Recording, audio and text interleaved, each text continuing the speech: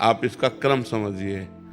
एक गोदाम है जिसे संचित कर्म कहते हैं। संचित कर्म माने अनेक जन्मों के कर्मों का जहां संचय है उसे संचित कर्म समझ रहे ना।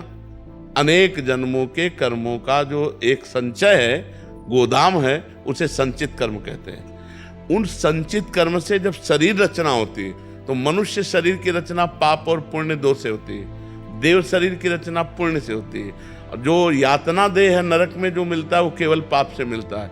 मनुष्य देह की रचना इस मनुष्य लोक में पाप और पुण्य से होती है। तो वो संचित कर्म से पाप पुण्य निकाले गए जो हमारी गोदाम में जमा है। उनसे अनेक जन्मों से वो भगवान का जोड़ है, उसको जोड़ करके निकाला और मनुष्य शरीर में जन्म से लेकर मरण तक का विधान रच दिया गया।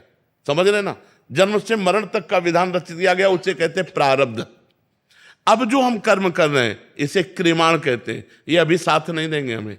हम खूब पुण्य कर रहे हैं, खूब दान कर रहे हैं, खूब भजन कर रहे हैं, लेकिन प्रारब्ध भोग आ गया है पाप का, तो आपको दुख भोगना पड़ेगा। दान पुण्य भजन करते हुए भी अच्छे से अच्छा कर्म कर रहे हैं, लेकिन आपको सुख शांति नहीं मिलेगी। आपको वो प्रारब्ध भोग अशांत करेगा, वो प्रारब्ध भोग दुख देगा। जो आज कर रहे हैं ये कल आपके काम आएगा।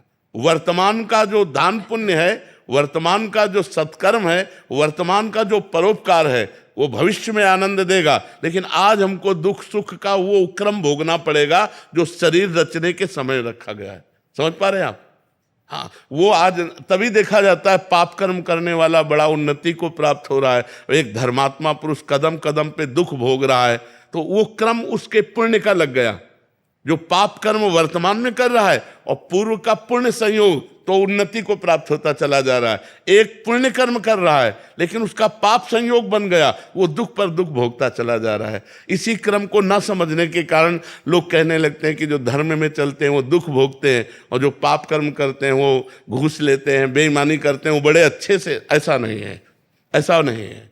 परिणाम जब अपने कर्म का आएगा तो वो पुण्य का आनंद होगा, सुख होगा, और पाप का दुख और विपत्ति और विनाश ही होगा। वो कभी सुख प्रदान नहीं कर सकता।